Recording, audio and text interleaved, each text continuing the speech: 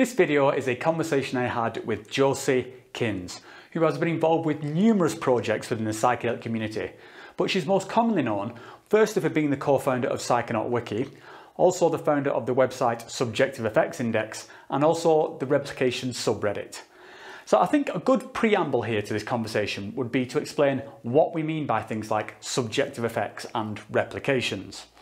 Subjective effects, in terms of psychedelics, are the various recognisable changes in state, which can be anything from like tracer-style visual effects during a light trip through to this all-encompassing reality replacement and the presence of seemingly intelligent and godlike entities, the kind of thing that you get within a DMT breakthrough.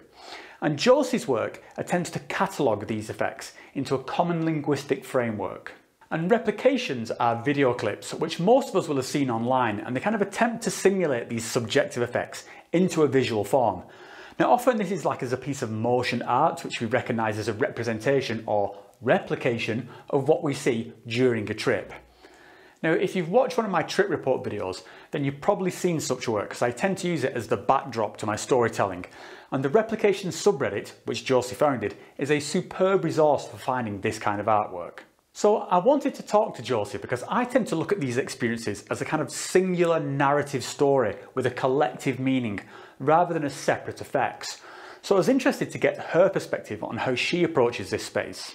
Also, I'm kind of fascinated by people who can recollect these experiences so objectively and accurately document what they've gone through.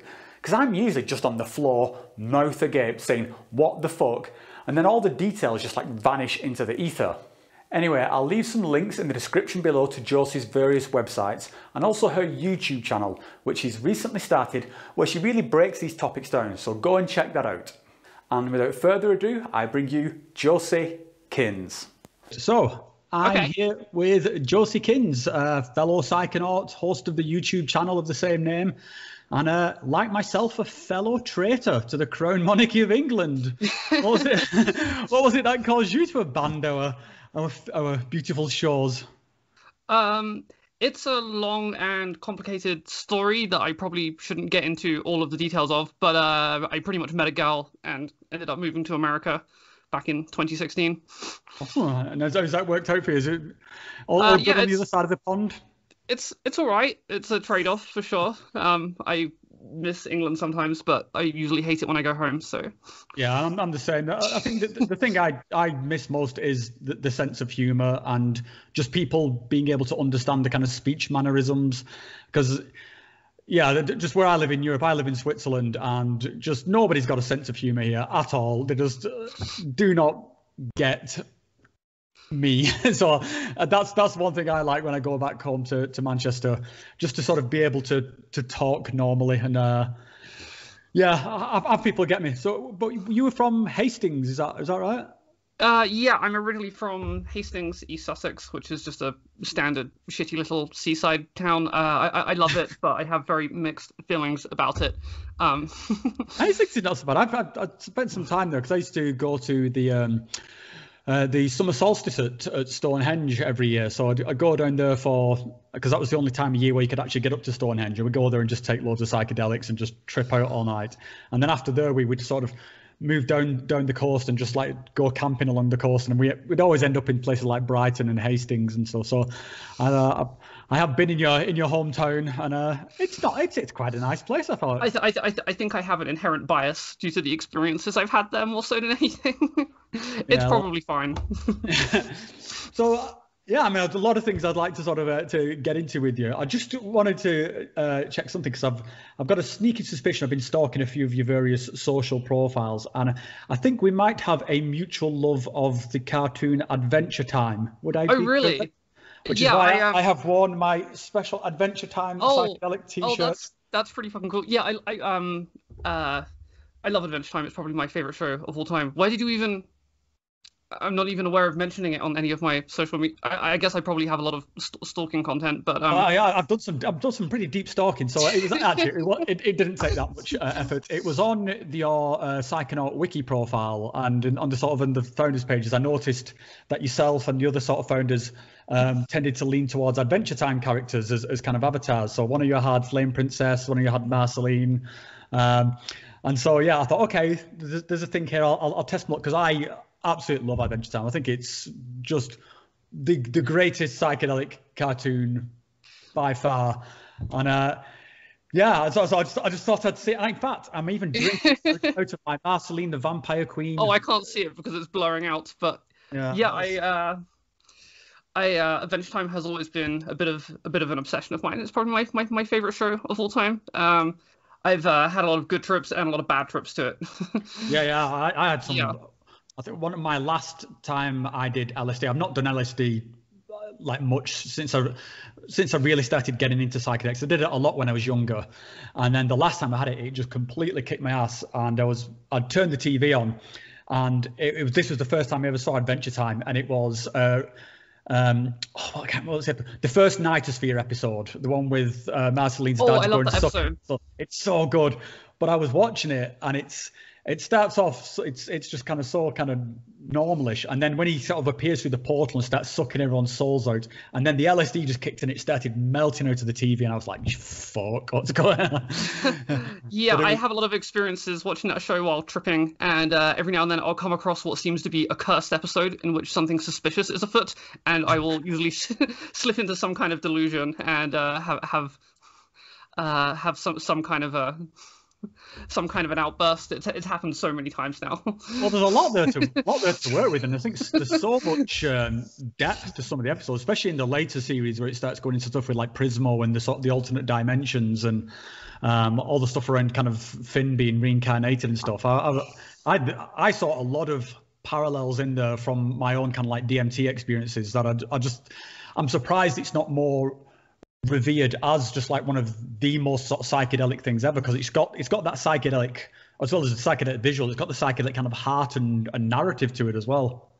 Mm-hmm. Well, I suppose since Pendleton Ward put out the Midnight Gospel, it's become pretty undeniable that Adventure Time was at least partially inspired by a lot of psychedelic usage, I would suppose. Yeah. And what did you think of that, the Midnight Gospel? It was incredible, and I cried a lot at the last episode because it was just very, very, very relatable themes for me. In fact, I'm glad I didn't go into that episode without warning as to what the content of the episode was while tripping, because I had been saving it for a long time, and then a friend warned me, and it was very emotional. The last episode that show affected me a lot. Yeah, it's the last one's beautiful. I mean, I had a similar sort of emotional effect because I also lost my mother, and I wasn't too into the series at first at all. I watched like the first 4 or 5 episodes, and I think it's because I was expecting something more, much more narrative driven like Adventure Time, and so it just didn't click with me at all. But the last one definitely sort of makes up for it. But I would have preferred to see. You know all the stuff at the beginning where all the kind of the reality simulation stuff before he actually goes into it. I would have preferred to see more of this and the relationship he had with his sort of relatives and all the stuff kind of outside of the simulation. I thought was a bit more interesting than the stuff inside, which is a bit too random for me. Yeah, that's fair enough. I could definitely see that. It's no replacement for Adventure Time for sure. Yeah, well, I think that was pretty much unreplaceable just because the amount of heart in it. But anyway, enough about Adventure. Let's get to talk about some of your different sort of projects, because I mean, you've had your hand in so many things over the years, and I think probably many psychonauts out there will have likely Googled and come across something you've been involved with without actually realizing it. So I mean, just to reel a few off, you were one of the co-founders of the Psychonaut Wiki, the founder of the Replications subreddit. You did your own sort of website, Disregard Everything I Say. Got which I think is your current project, the Subjective Effect Index, and you've now recently started doing your own YouTube channel. So have I missed anything out there? I think that just about covers everything.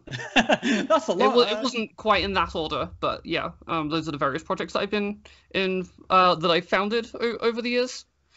So what is it what kind of drives you to do it? Because I think there's a common theme here across all these projects, which seems to be like a drive to catalog effects. Would you say that's accurate? So when I was a teenager at the age of 17, I originally started getting quite heavily involved and obsessed with psychedelics, and I realized that there wasn't any formal, rational documentation on the subjective effects that psychedelic substances induce.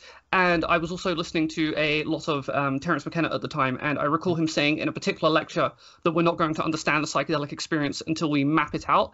So at the time, I assumed that somebody had already done that and spent quite a lot of time looking for such a project, but I couldn't seem to find one, and that confused me. So despite my lack of any sort of formal academic background, I kind of just set out to do it myself, and that was when I was a teenager. It originally started with the blog disregardeverythingisay.com. I called it that because I knew that I wasn't an expert in anything, and it was essentially a disclaimer that gave me a sort of intellectual freedom where if I did get something wrong, I could be, well, the site's called disregardeverythingisay.com. But that sort of took off to a surprising extent, particularly on Reddit and the R Drugs subreddit, like way back in, geez, it must have been 2012 or 2013. It was over a decade ago at this point. And I essentially used that blog to catalog the subjective effects of not just psychedelics, but hallucinogens in general. I was trying to devise what I've called the subjective effect index, where I break the individual subcomponents of a hallucinogenic experience into different effects and categories with leveling systems and style variations and formal descriptions, as well as accompanying replications. And that's essentially the gist of it. That originally started on a Tumblr blog, and I felt that it had outgrown the confines of what a Tumblr blog could do for such a project. So I eventually founded Psychonaut Wiki and started putting up the subjective effect index on that. And Psychonaut Wiki I originally founded as essentially a means to legitimize and popularize the subjective effect index, but it sort of branched out and went in a different direction and became just a generalized encyclopedia for substance information in general. Which was good, and I focused on that project for a few years before eventually realizing that I wanted to focus more exclusively on subjective effect documentation as a sort of formalized field of phenomenology. So I left that project and founded effectindex.com, which is where I've been for the past few years. Somewhere in the mix, our Replications subreddit got founded, but the timeline is messy in my head. Well, yeah, I mean, there's a lot going on there. You're very sort of busy. So what is it that kind of sort of captures your interest so much about the subjective effects, so, as opposed to, say, like kind of like the narrative part, or the catching the trip reports or the meaning or exploring the other aspects? You see, what is it that makes you zero in on that subjective effect aspect? Let me have a think about that.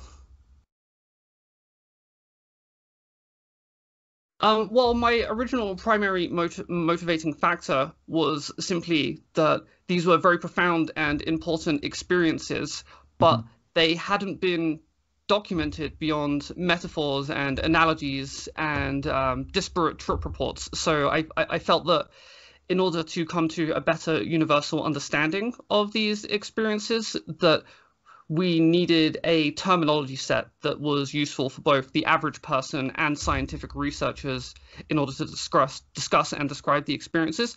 So I just essentially set out to create that terminology set, and it kind of expanded into, I think it's over 200 individual subjective effect components at this point. Yeah, I mean, you've covered a lot as well. I mean, just from your last few videos, you've covered the more kind of visual element, the kind of subjective element, and also I think your most recent video was around the what you refer to as like autonomous entities, so the classic sort of what some people call like machine elves and stuff like that. So yeah, I mean, is there anything else that you would sort of look to catalog within that, or? Do you mean within the YouTube channel specifically? Just like, I'm just wondering sort of where the kind of the boundaries of your interest are, because I think for a lot of people with these kind of experiences, there's this kind of like a spectrum of how people view these things, for everything from the very deeply spiritual, where it's, I mean, how would you even describe that without using the word spiritual or going to sort of like very woo-woo terms? There's people who look at it as very sort of like psychological or sort of narrative sort of driven.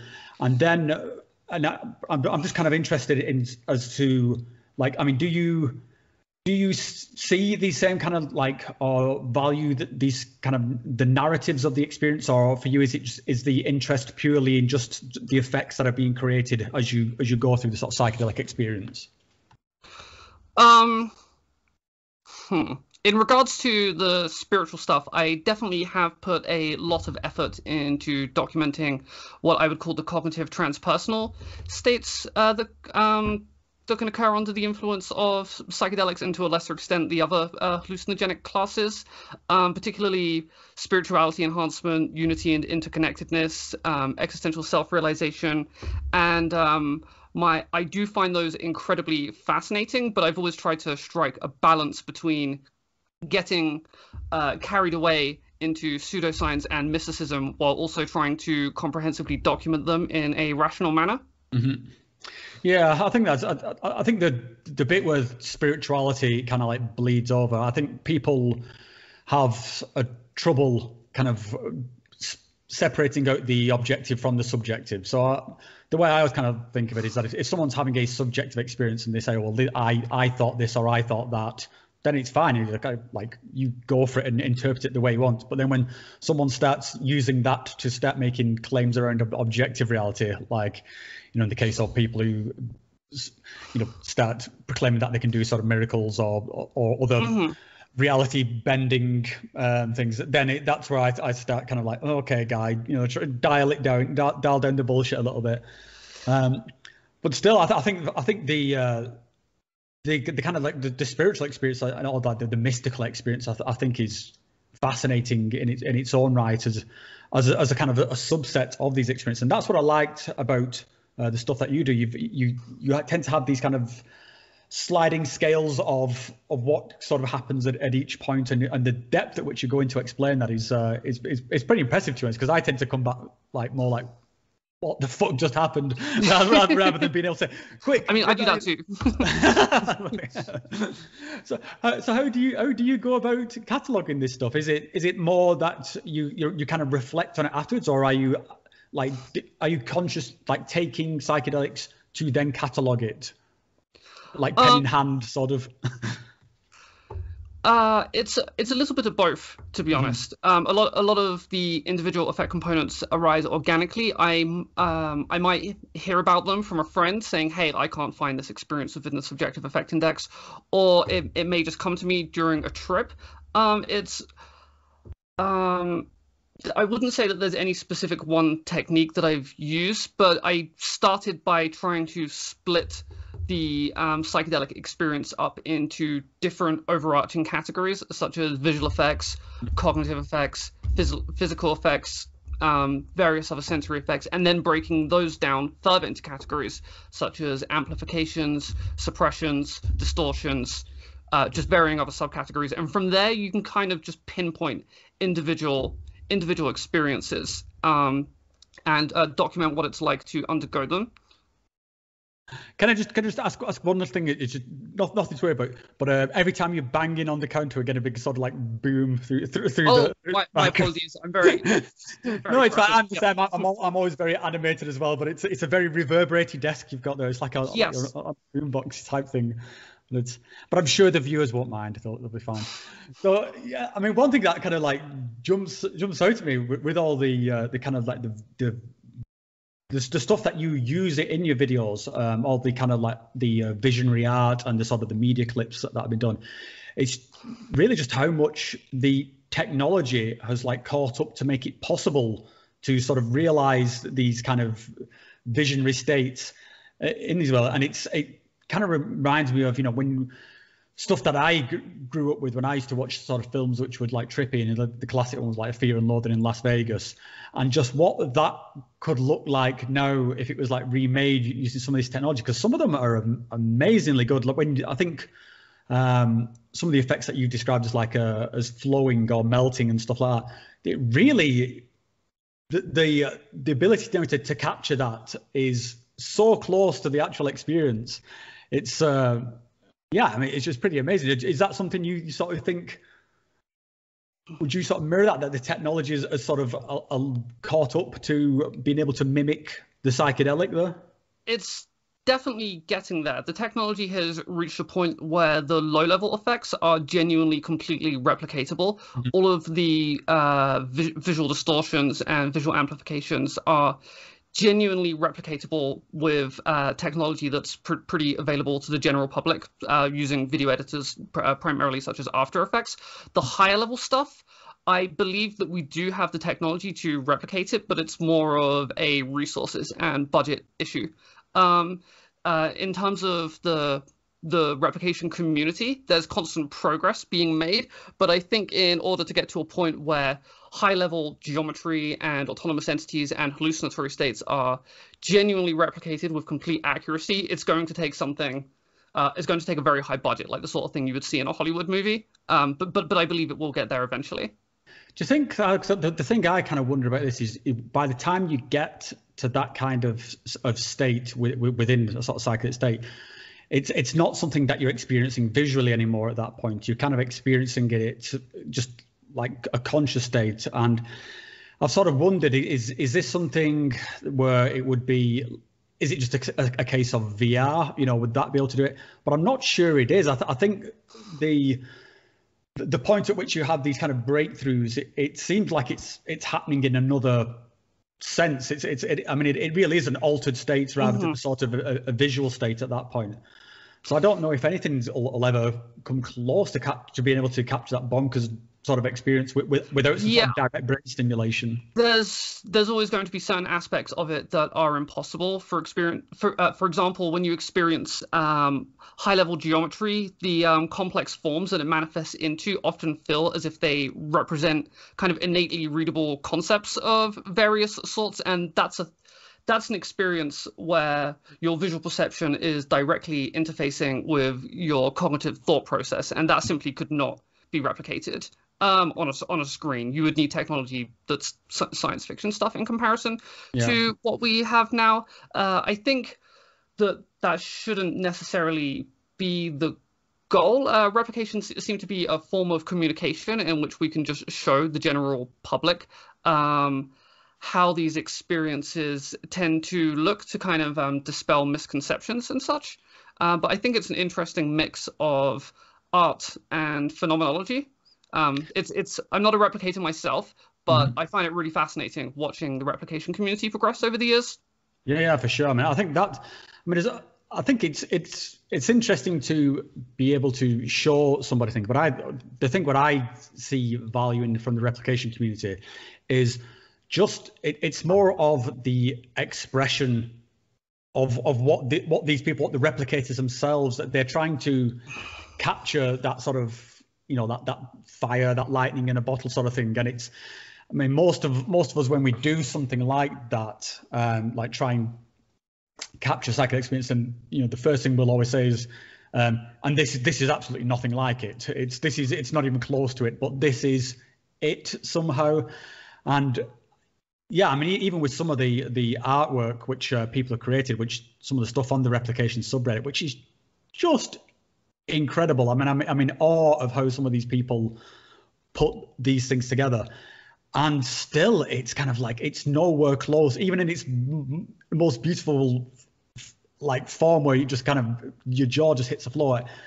I'm not sure if we'll ever get there, because when you were talking about like complex geometry, I think one of the things within the psychedelic community is like it's geometry which then starts breeding further geometry, and you know, the geometry itself is alive, which sings into life some more geometry, which itself, and everything's always happening in like tandem across multiple universes, but all at the same time. Like how that could be, like even in VR, I don't think it could ever be replicated. I don't think it could fully either. I think you could create a representation that's very close.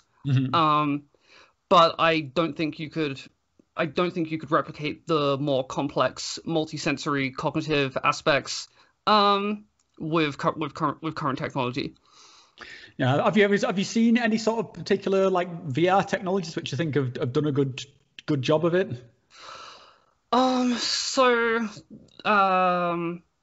The closest we have is a particular artist called Symmetric Vision, who's been very active within the replication community for the past several years. He is what I would consider the most talented replicator in the community, and his stuff comes very close. It's never quite there, but that's more it's more a limitation of the technology, and it's constantly getting closer.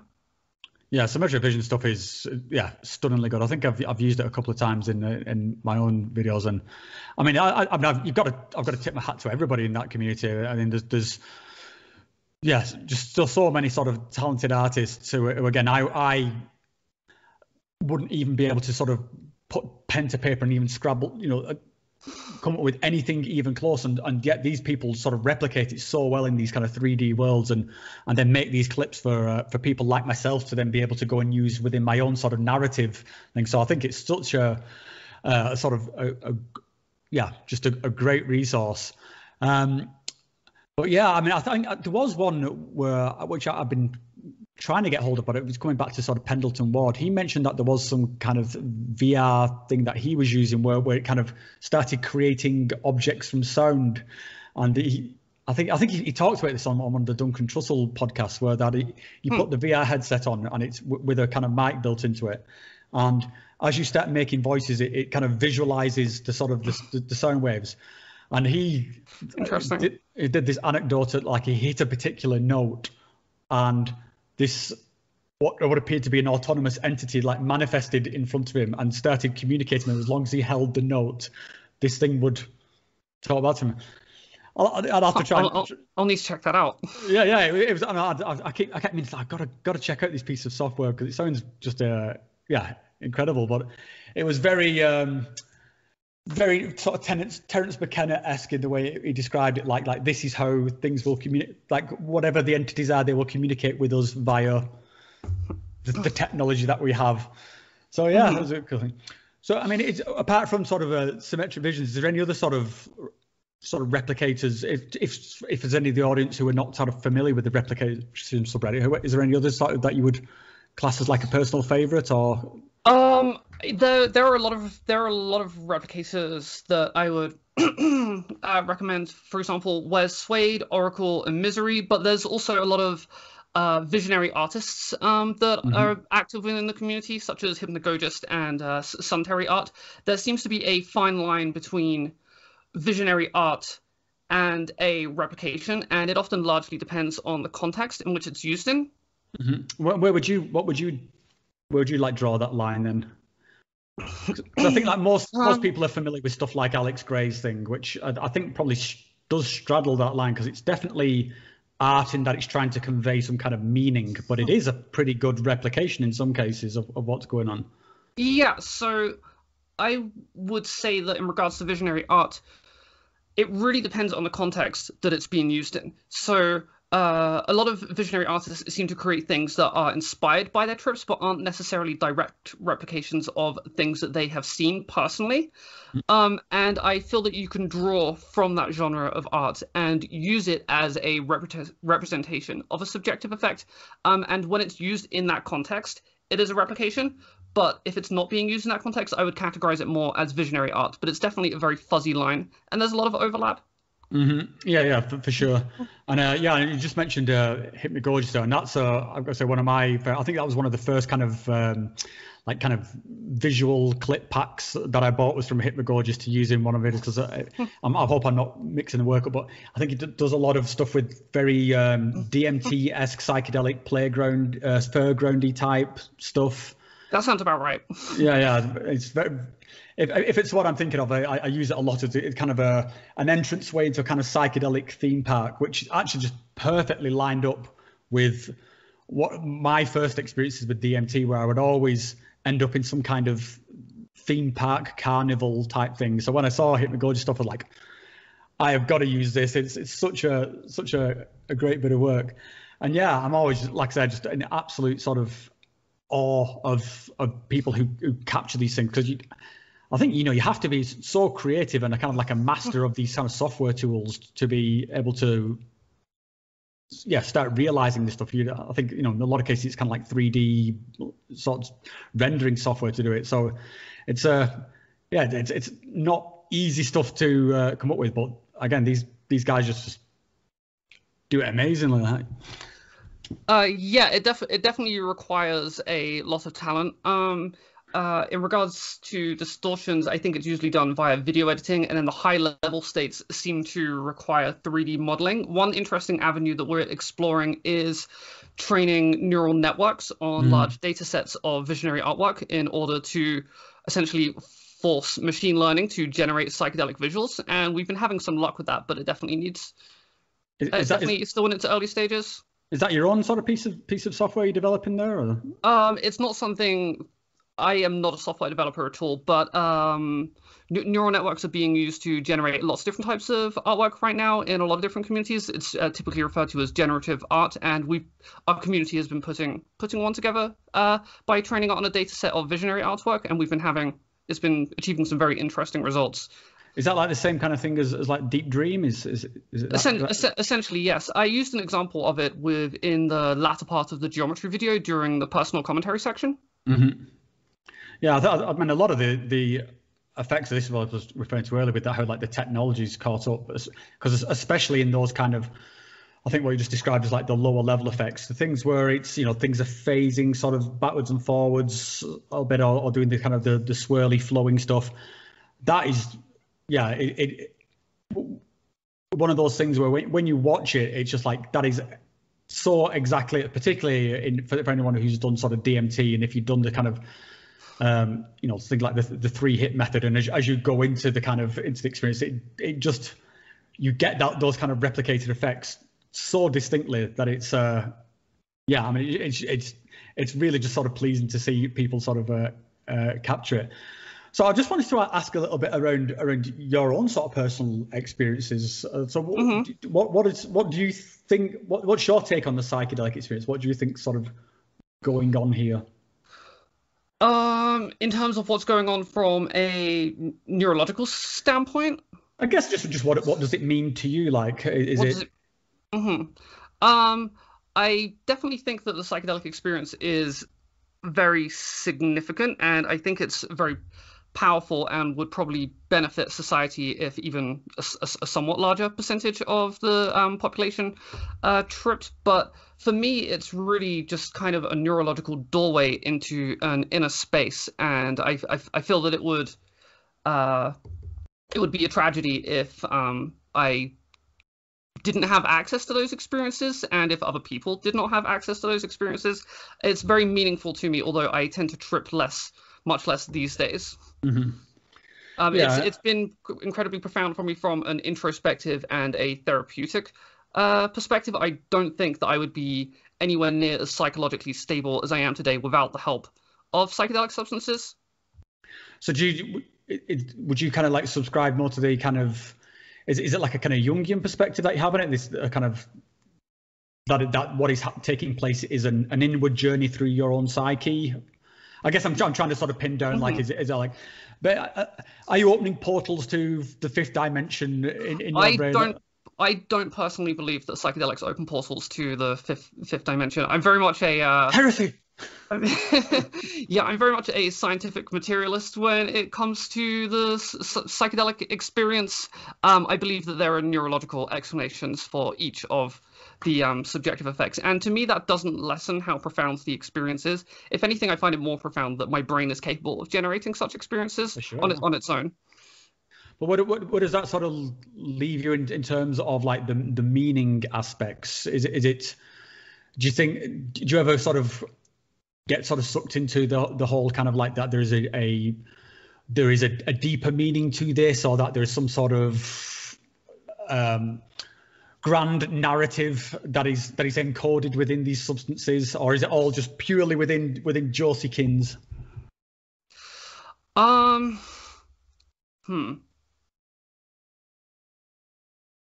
mean, I wouldn't. By Josie Kinz, I assume you mean me or people's brains in general. I definitely think that a purely personal sort of thing. Like I think that the very reductionist version would say, oh, it's just drugs on your brain. You're just getting high. There's that sort of it, and then a sort of, again, there's like a kind of a scale here of where you could work along from that kind of reductionist view through to a full-blown woo-woo view. And I think, like, sort of personally, I don't know, I guess I'm probably somewhere in the middle, in where I personally don't particularly care what the sort of the root cause of the effect is. I put, as long as the experience itself is primary, and I know that I'm having an experience, and beyond that, I don't really give much of a shit. But I do attribute a lot of kind of meaning and personal meaning to it, just in the same way as that you could have, you could say that, love is a neurological, thing, which I'm not entirely sure if it is or not, but doesn't make it less meaningful though, right? Yeah, exactly. You could say that whatever feelings I have towards my wife and children are just, could be just hormones within my body or whatever, but that it doesn't, there is a human narrative there, I think. So, but again, some people just kind of would ignore even that and just say, well, no, it's just getting high. So I'm just kind of wondering I definitely think that it's a incredibly meaningful experience, even if it is just a product of the human brain. I think the way that psychedelics can strip away cultural biases and illusions that we have built up over time is incredibly important, particularly when it comes to specific transpersonal effects such as unity and interconnectedness and ego death, allowing people to experience sort of the illusory nature of the self, has a lot of philosophical and spiritual implications without necessarily having to divulge in pseudoscience or mysticism. Mm-hmm. So just in regards to the kind of, I think there's something that you just said there, which maybe kind of come up with like the free will sort of suggestion. Is that something? Do you sort of, just to broach that topic?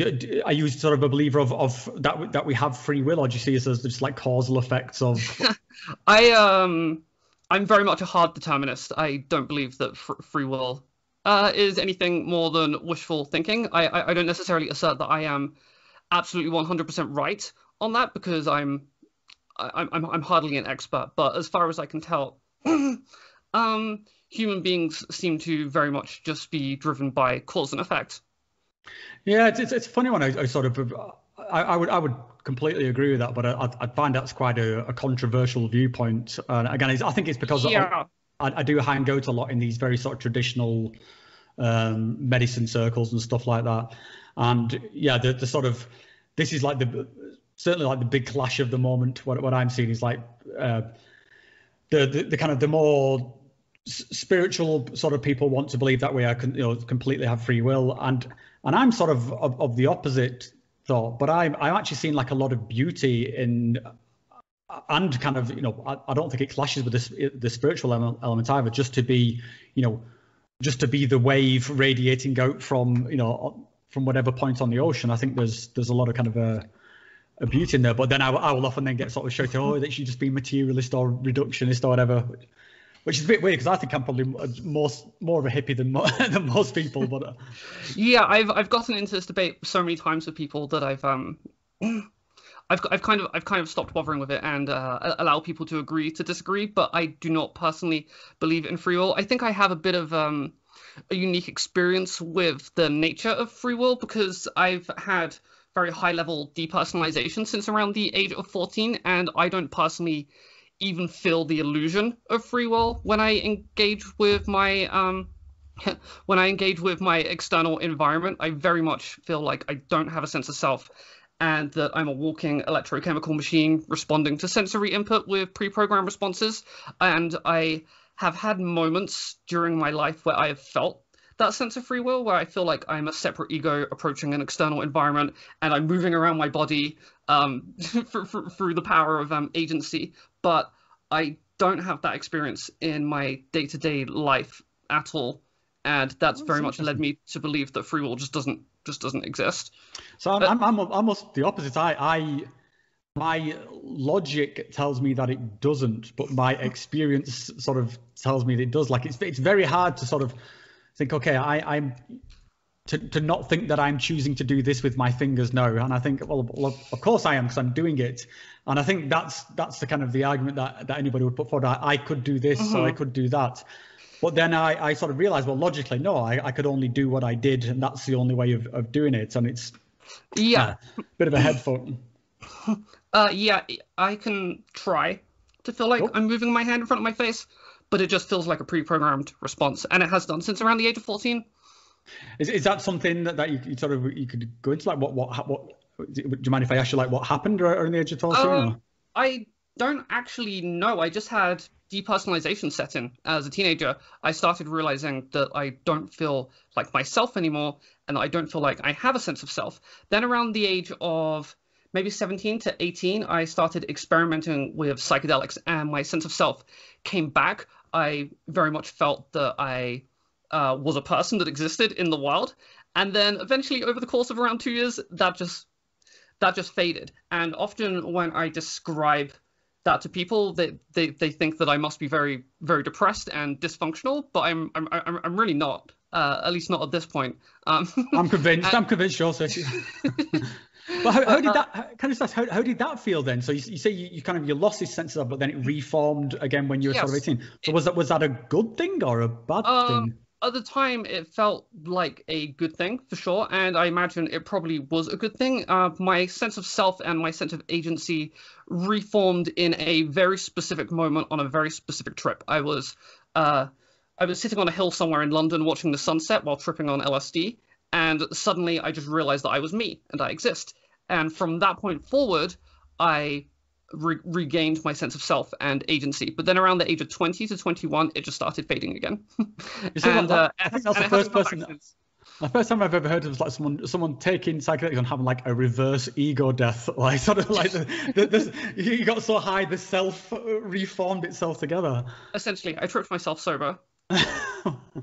and so that state lasted until the present, is it? Or no, it lasted for about 3 years. So I recall in great detail what it feels like to have a sense of self or to be neurotypical in regards to having a sense of agency and free will. I know what that feels like, but I don't have it anymore. Maybe it'll come back someday, who knows? And so, have you ever then had like an ego death experience while tripping? And is that then is that then seen as, do you see that as something good then to revert back to that selfless moment? Or?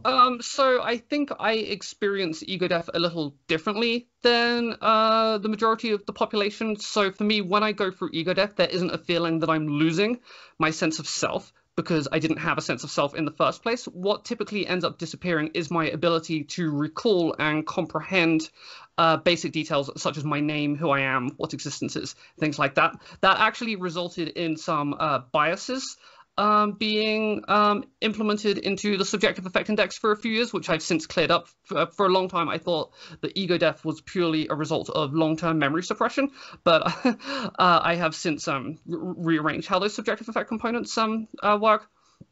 And what would you sort of class it as now then? How? I would. Because I think that in itself is quite a broad topic, and I think a lot of people, you throw around the term sort of ego death, and I think it gets used a lot just in place of I was incredibly high. Yes, so absolutely. What would be your own sort of take on what constitutes an ego death? So, ego death has an incredibly vague definition, and it's also used colloquially to refer to almost any high-level state. Generally speaking, it's a loss of one's sense of self while still remaining fully conscious during some kind of a hallucinogenic experience. It's often also used to refer to states of unity, which is less so when your sense of self has disappeared and more so when it's being applied to a greater amount of concepts and systems than it previously was. So in regards to ego death now, we have a number of subcategories for different types of ego death within the subjective effect index. And so what kind of spectrum would that go across then? How many sort of categorizations would you put within that one thing? Because most people tend to think of it as like one thing, that when you have that feeling of sort of oneness of, yeah, I am just completely stripped away of all my meanness. I am no longer Rob, as it were. But you would say that there's a few different sort of slices within that? There's a few different things that can cause it, for sure. For example, it can be caused by sensory overload. when you're experiencing so many sensory effects from a psychedelic experience that your brain's ability to allocate resources to maintaining a stable sense of self just completely breaks down.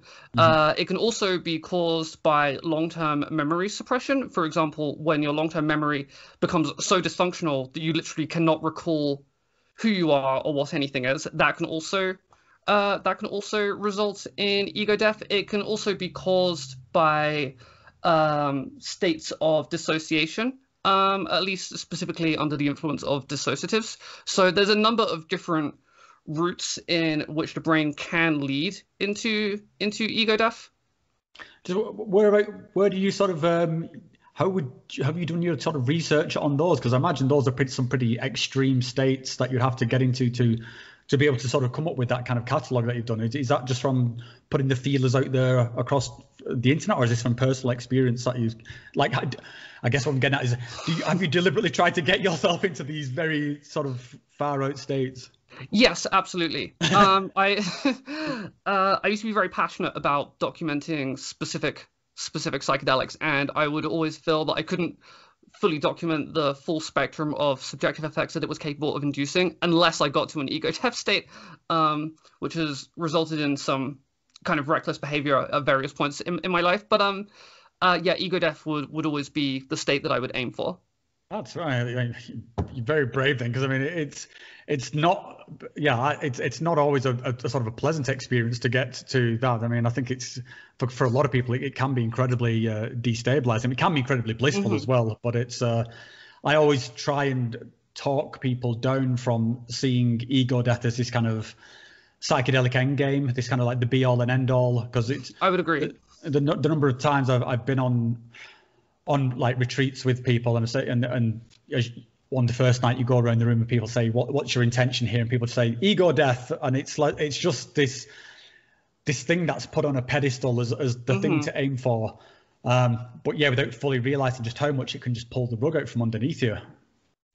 I would absolutely agree. I'm not sure that going through ego death always induces the optimum amount of therapeutic and introspective thought patterns in comparison to something that's a little lower level, especially for people that aren't particularly experienced. I tend to be a lot more cautious these days, but typically when I'm going through ego death, even if I end up having a bad experience and freaking out internally, I have a profoundly strong instinct to just assume the fetal position and remain very still until I sober up, so that I do not interact with my external environment and cause any problems for myself later down the line. And how about the kind of the mystical experiences? Is that something that you sort of experienced? Because I see them as a kind of an even sort of smaller niche. I think out of the number of sort of trips that I've done, I think the ones that I've had been this truly sort of mystical, where, you know, again, you'd have to go very much into the woo-woo language of divine, sacred, that sort of thing. But that seems to me like it is its own sort of subset, sort of category. It's got its own sort of uniqueness to it. Would you kind of agree there, or had you had those kind of experiences? Yes, I've absolutely had those sorts of experiences, and those are the experiences that have kept me most fascinated with psychedelics over the years, much more so than, for example, visual effects or hallucinations or anything. I originally started taking psychedelics for the pretty colors and such, but I stuck around for the profoundly spiritual and transpersonal states. I'm particularly fascinated with a state that I refer to as unity and interconnectedness. I've always wanted to figure out or correlate the triggers that can result in people experiencing that subjective effect, because it seems to be so hard to pin down and so random at times that I feel if the triggers could be identified, that it would have a pretty profound impact on society. Yeah, I mean, I would agree. I think when you get into one of those states, it is such a desirable state to be in that you kind of, you recognize the sort of like the wanting to be there, but it does seem incredibly elusive to be able to get there. Like I've done low doses, high doses, all these different kind of psychedelics, and I've not been able to find any kind of correlating factor as to why it was triggered on any one particular occasion. Like on one time it's happened on an NDMT, another time it's happened on ayahuasca, another time on mushrooms, and it just, yeah, I've no idea what the factor is, but when you sort of have it, it's like I think these are the ones where typically people say these are the most significant experiences of my life. Yes, absolutely. I spent a long period of time trying to identify what causes people to experience a high-level state of unity and interconnectedness, that stereotypical state where they feel that they have become the universe experiencing itself through the particular point in space and time that their biological body happens to currently reside. And for years, I would watch my friends undergo these experiences. I even got to a point where I could with some reliability, induce it within people by essentially allowing them to come to a realization through a conversation while they were in a particular state. But I never experienced it for myself, and I came to the conclusion at the time that the fact that I was so fascinated by the state, the philosophies that surrounded it, and just experiencing it for myself was preventing me from undergoing it. But then one day it just randomly happened. And then it happened on my next trip too, and the trip after that. But then it didn't happen again for another 5 to 6 years. And I assumed that it would perhaps never happen again in my life. But then when I was tripping on 4-home-met of all substances back in 2018, I once again found myself going through a state of high-level unity. And those experiences have been by far the most profound experiences of my life, and an absolutely huge motivating factor for the Subjective Effect Index project as a whole. Yeah. I mean, when I had those experiences, I was just a complete skeptic and just had no idea that like such an experience was possible. And then when I sort of came out of it, I was like, okay, well, shit, now I've got to reassess my entire brain. Like, what does this mean for who I thought I was? And yeah, it was similar to yourself. I kind of was desiring to be back in that sort of in that space, but yeah, for no matter sort of like how much ayahuasca I drank, or how much meditation I did or whatever, it just cannot. I cannot find a way to sort of trigger it. But I'd be interested. You said you triggered it in other people by a certain sort of conversational cues. What kind of things would you say to people? So I've managed to do it a few times. I'm not going to claim that I can do it consistently or anything. It seems to have to be somewhat of an organic experience.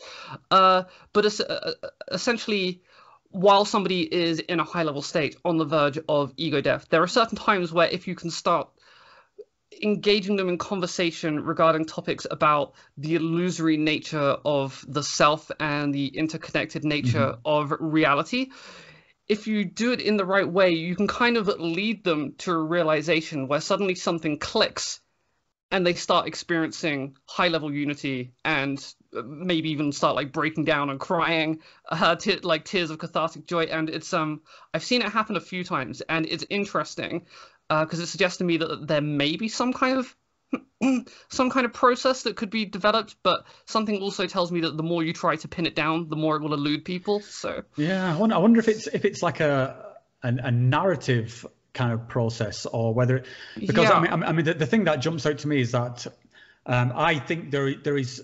I think it's uncontroversial to say that like music and stuff has a really big factor on the outcome of a trip. And certainly from my experiences in South America, when you're in with these sort of traditional shamans doing their own sort of singing their own psychedelic language, that has its own sort of character, which is very unique within a trip. And I guess what you're kind of saying there is that there is a linguistic set of cues, just like there's a musical set of cues, which could also then sort of trigger that, take someone down that kind of path. I mean, I suspect that potentially is. It's something that it's probably a pipe dream, but it's something that I've always wanted to be able to specifically identify on a more formal level. Yeah, it'd be interesting one to explore. I mean, I'm sure that I'm sure it's something similar to what what's happening in psychoanalysis. You are through sort of vocal cues you are taking someone through this kind of inner journey and unlocking certain sort of emotions, and that's just happening just through pure conversation. So I think, yeah, it would make sense that something similar would be possible while someone's in one of these altered states, just by providing the sort of vocal cues. And I guess the skill there would just be in matching the cues to the person, sort of being able to read the moment. So, go on, sorry, is there anything you wanted to say on that? No, I was just saying that sounds about right, and I'm going to have to give this a lot of further thought. But it's something that's been stewing in my brain for years now, and I haven't come to any specific conclusions, even though it's something that I ponder a lot. So I don't have a great deal more to add on that topic. Yeah, no worries. So I just want to sort of in sort of wrapping up. What's kind of like, would you say is your favourite substances of the psychedelics? Do you have a particular one, or are they kind of all equal tools in the toolbox for you? That's a really tough choice. I've tried over 120 different individual compounds, and Holy shit. Oh, sorry. Yeah. It really depends on the context. I see them more as like, it feels like having a favorite tool in the toolbox. So for a given situation, I may prefer a particular psychedelic, and given another situation, I may prefer another psychedelic. But ayahuasca is a favorite of mine. LSD, 2CB, 4-ASO-DMT, psilocybin mushrooms. I'm actually a big fan of DXM, which sometimes surprises people, since that's literally just cough syrup. But I find that I have profound spiritual experiences on that in a very reliable manner that often confuses me, considering it's $5 from Walgreens. So do you take it literally as a cough syrup, or is there some way of extracting it? Or tend to do it in cough gels, but it's a dissociative hallucinogen, and I'd say it's 2/3 dissociative, 1/3 psychedelic, and that can consistently induce very profound experiences for me. But I seem to be an outlier that responds to that substance in a much more positive way than the vast majority of the population, and I'm not sure why that is. My enzymes seem quite geared up for metabolizing it.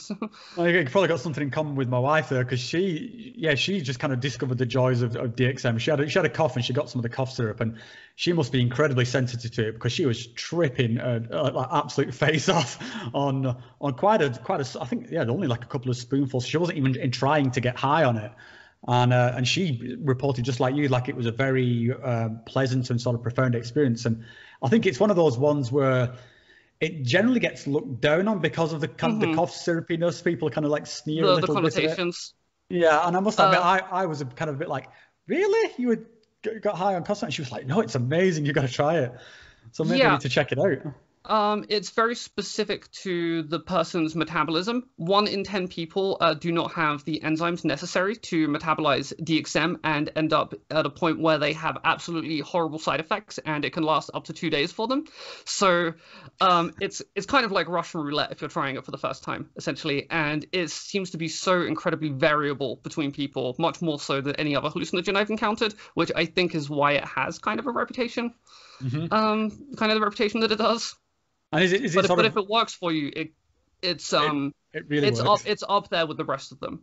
Okay, well, I think maybe to put my biases aside and give it a whirl then. And is it a hallucinogenic at sort of a normal dose, or do you have to do quite excessive amounts for it to get that effect? It's definitely not a hallucinogen at a prescribed doses that it would recommend on the bottle, but doses of around 300 to 700 mg tend to induce an experience that is similar to a K-hole with a much more psychedelic skew. Okay. And about it, 5-MeO DMT, have you tried that one? Yes, I have tried 5-MeO DMT, and that's perhaps the only psychedelic that I've never been able to bring myself to ego death on, because it's so overwhelmingly physically uncomfortable that it essentially hurt. It caused me physical pain to smoke. I mean, at least at heavier doses. I enjoyed it, but it would result in every single nerve ending across my body lighting up and becoming incredibly oversensitive, to the point that I felt that I couldn't push it. I couldn't push it to states of ego death because it was too physically uncomfortable. I couldn't withstand it. Was that the synthetic version or the proof of errors? The synthetic version, yeah. All right, It was still a very interesting experience, but it was so overwhelmingly tactile that it was uncomfortable at heavier dosages for sure. Yeah. I mean, with my sort of experiences with that, it's one of the, I definitely got more of a body load from it than I do from sort of like regular DMT, but not quite what you described with this kind of sensory overload. It was more just sort of, it was kind of a few sort of waves of nausea to it as I was coming round, and just a bit more of a physical funk to it, but yeah, an incredibly sort of unique experience. It's I think it's I mean it's the one I think that's getting the most hype at the moment. I think it's the psychedelics tend to go through various trends of people saying like this is like the strongest one ever, the best one ever, and I feel that sort of 5-MeO has been a bit overblown at the moment with people sort of reading sort of very far into it, the kind of the unity element, and I certainly felt that from it. I think it's a very interesting experience, but I just see it as another experience among many. Yeah, I would agree with you there. I think 5-MeO DMT is an important substance, but I don't think it's any more important than the range of other psychedelic substances that are available to us. Yeah, I think it's put on a bit of a kind of a pedestal, and I think I'm not sure whether that's just because people are always looking for the next biggest thing, or just because it's being championed by certain sort of gurus. Yeah, I feel that DMT is also put on that pedestal to a pretty large extent.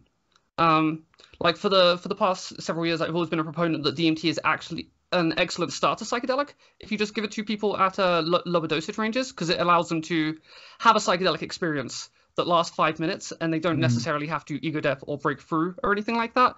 But it's definitely given sort of a perspective or that it's all or nothing with DMT, and I think that might be to its detriment.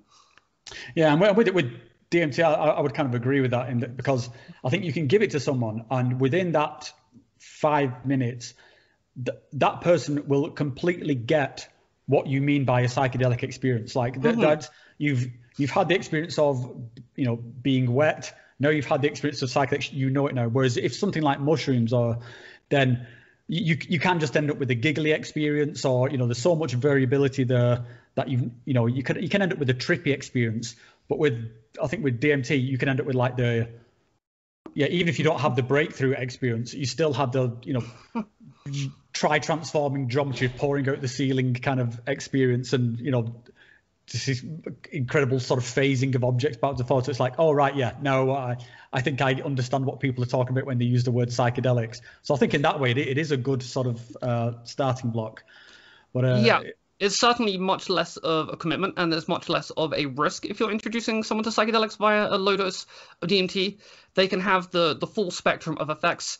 They're in and they're out. There's absolutely no commitment. If you give somebody LSD for their first time and they start having a bad experience, that's it. They're stuck in that for the next 12 hours. Yeah, and I don't think I've never seen anybody have like I'm not saying it doesn't happen, but I've never seen anybody have like a bad experience on DMT in the same way that I've seen people have a bad experience on LSD. Because as you mentioned, if you have that bad experience on LSD, you are in it for you've got a good few hours ahead of you of introspective hell. Whereas DMT, you can be out of it in a few minutes and at least like go, yeah, okay, that's not for me, and never touch it again. Yeah, there's not really enough time to start slipping into incredibly complicated delusions and psychosis when it only lasts 5 minutes.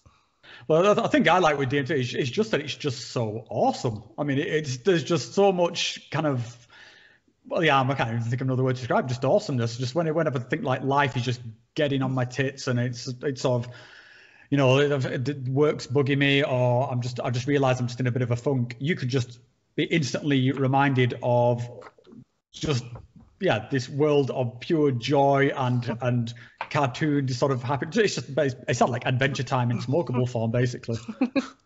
I've found it very useful. I've actually used DMT to calm down before when I've been feeling anxious, or if something is causing me a lot of distress, I'll just smoke a small amount of DMT, and immediately I'll have rational, introspective thoughts, and I'll come to a much less biased understanding of the situation that I'm actually in. It's interesting because people often I mean, I certainly get it as well, that the anxiety you feel before taking DMT. Do you not suffer from that as much? I don't personally suffer from anxiety before doing DMT. I've always found DMT to be very easy going. I find weed more difficult to handle than I do DMT. Which I can't handle weed at all. Yeah, I have. My last experience on weed was an absolute nightmare, so I'm just never touching the stuff again. But I'm jealous. Yeah. I wish I didn't have those kind of the pre-flight jitters from DMT. That's I think I would have spurred myself a lot of adrenaline and anxiety if I could have your mindset there. Is there any particular tip that you could share, or I don't know if there is. I suspect I probably am just wired. It's amazing what people can become desensitized to. Mm-hmm. I have been through prolonged periods of just absolutely binging, not necessarily in a healthy way, on psychedelic substances, and I think I've just sort of become desensitized to it. And DMT has always felt incredibly easygoing. It's always felt very calming, and that might be a thing that's unique to my specific neurochemistry, rather than something that I can suggest other people get into the mindset of. So there you go, kids. You've heard it there from Josie Kinz. The key to DMT anxiety is more DMT, more frequency. It's a bit of practice. Yeah, well, I keep having that mindset myself, thinking if I need to just power through and do this, and sometimes, I mean, plenty of times I do, but I always get that feeling in my stomach where it's like, oh God, do I really want to do this? And as soon as I've done it, I'm like, of course I wanted to do this. This was the best thing ever. But yeah, I could definitely do without all that anxiety at the beginning. So anyways, I think it's probably like a good place to sort of wrap up, Josie. But just before we sort of do, is there any sort of where would people, which of your many projects would you point people towards if they wanted to find sort of more about your work or yourself? Well, if people are interested in the subjective effect index and reading all the documentation that's been laid out, I would recommend going on effectindex.com. If people are interested in replications, the subreddit Replications is a good one for that, and also my YouTube channel, but I only have a few videos up, although I intend to keep churning those out. And they are very good videos. I would definitely recommend them. So thank you, I appreciate that. But I'll put some links in the description below for people to be able to check those out. And yeah, I would recommend going and checking out all those things. The Replication subreddit is such a great sort of community, and yeah, for anyone who's interested in psychedelia, just to see the artwork these people have created is it's well worth a few minutes. So yeah, I think that's a good place to leave it there. Thanks a lot for your time, Josie. Yeah, no problem. It's been great talking, Rob. Yeah, likewise.